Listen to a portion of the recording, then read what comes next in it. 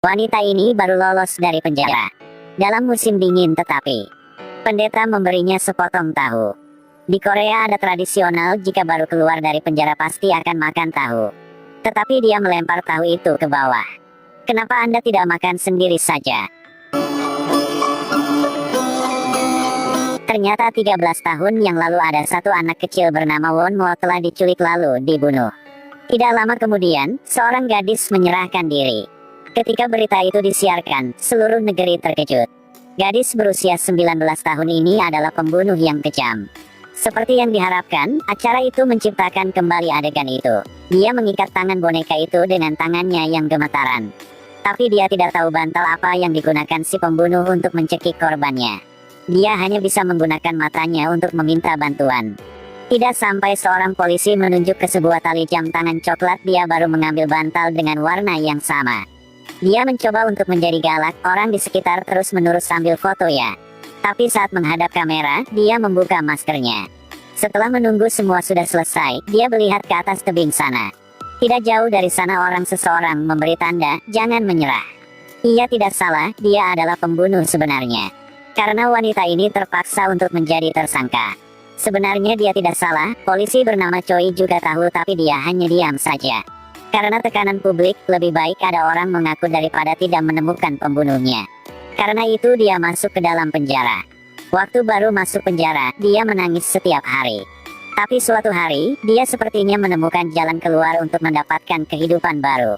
Mulai sejak itu, di mana ada orang yang menderita, di situ ada bayangan dia. Dia merawat narapidana yang sakit. Dengan sabar duduk di samping tahanan yang kena Alzheimer. Bahkan ada orang yang sakit parah, dia juga tidak banyak berpikir, langsung kasih satu ginjal punya dia.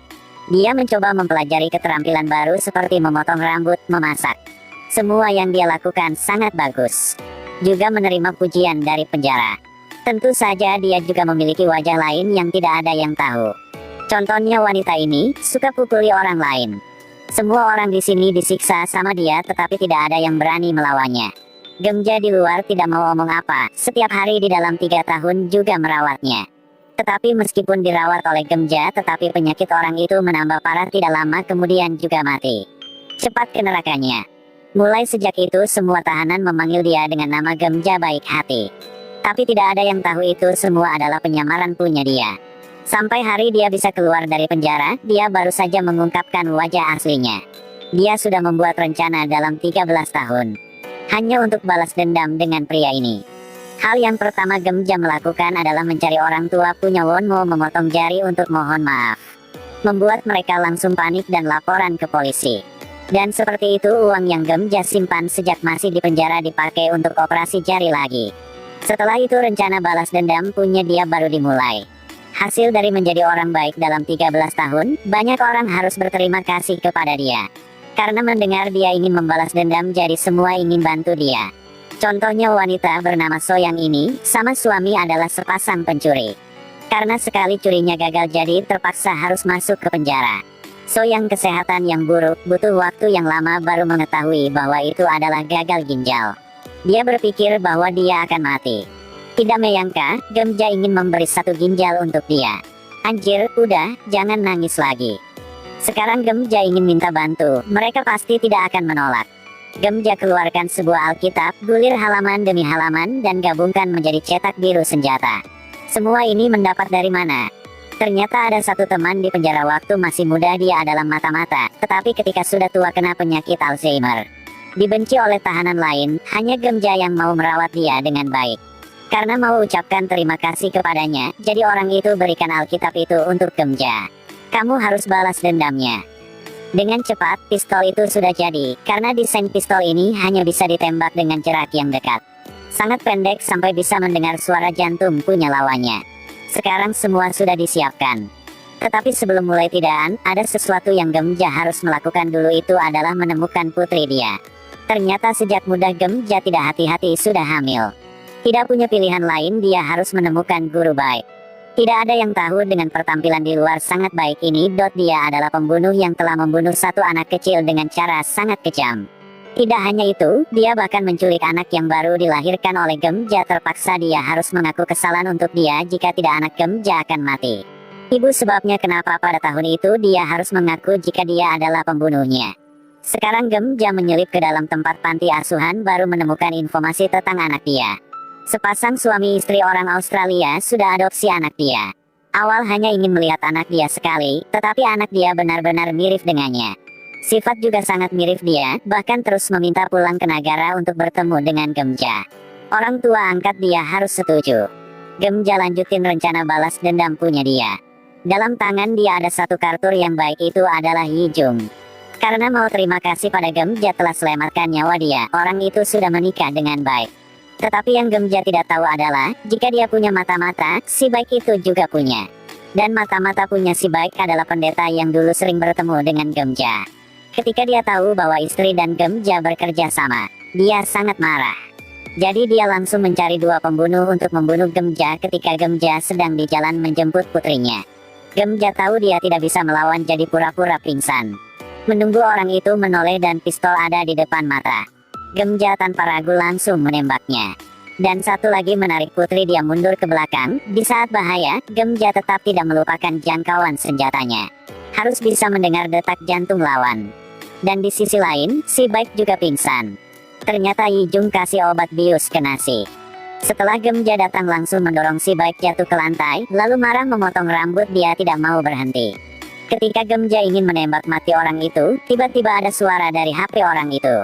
Dia ambil HP lalu melihat, menemukan di HP ada tali dengan mainan anak kecil. Ada kelereng jingga. Dia langsung memahami jika Won Mo bukan satu-satunya korban punya orang itu. Jadi jika baik membunuh satu anak kecil, pasti dia akan menyimpan satu barang punya korban. Karena pada tahun itu Gemja terpaksa membantu mengaku kesalahan dia, jadi dia baru lolos dari hukum. Jadi dia membunuh 4 anak kecil lagi, dan yang lebih kejam adalah dia merekam semua kejahatan itu. Sampai sekarang tidak pernah menyesal kesalahan dia sendiri. Gemja katakan yang sebenarnya kepada polisi Choi yang pegang kasus ini dari 13 tahun yang lalu. Choi sangat malu. Dia tahu bahwa Gemja bukan pembunuh, tetapi dia tidak mau berjalan untuk mencari pembunuh sebenarnya, membuat banyak orang lain menjadi korban lagi. Berdua mencari orang tua dari korban yang lain dan berikan semua rekaman punya baik untuk mereka lihat. Melihat anak mereka sebelum mati, minta bantuan mereka sangat menyakitkan. Mereka sudah pernah memberi uang dengan jumlah besar untuk baik, tetapi tetap tidak bisa menemukan anaknya. Mereka sedang ngobrol bagaimana cara untuk habisi nyawa pembunuhnya. Mereka tidak tahu jika obrolan mereka terdengar oleh baik sedang diikat di kamar sebelah. Ini adalah persidangan spesial dibuat oleh Gemja untuk baik. Akhirnya mereka setuju masing-masing akan memberi hukum untuk pembunuhnya. Sekarang seorang ibu mengatakan, "Maaf, saya berpikir jika semua langsung melakukannya, itu akan terlalu mudah bagi pembunuh." Dan seperti itu, mereka ambil nomor antrian. Orang pertama masuk adalah satu wanita yang baik. Dihadapkan dengan interogasinya, dia bahkan masih bisa membela diri. "Maaf nyonya, di dunia ini tidak ada orang sempurna." Yang kedua adalah sepasang suami istri. Sekarang baik baru merasakan merinding. Tapi mereka berempat tidak ragu. Pria ketiga masuk ingin memotong tubuh baik dengan kapak, langsung dihentikan oleh istrinya. Di belakang masih ada orang lain, nenek Punyang Jo sedang menunggunya. Akhirnya ada seseorang ibu kaya masuk ke dalam. Dia tidak mengatakan apapun, dengan mata kejam. Ambil sebuah gunting kecil langsung menikamnya. Setelah selesai mereka beresin tempat itu dan langsung foto bersama. Bukan untuk memori tetapi untuk menjaga rahasia ini bersama. Malam bersalju kesepian, Gemja dan Putri saling memeluk dan menangis. Putri dia akhirnya juga maafkan ibunya. Dan Gemja memberikan tahu yang gede untuk anak dia. Harus hidup bersih, harus hidup bersih.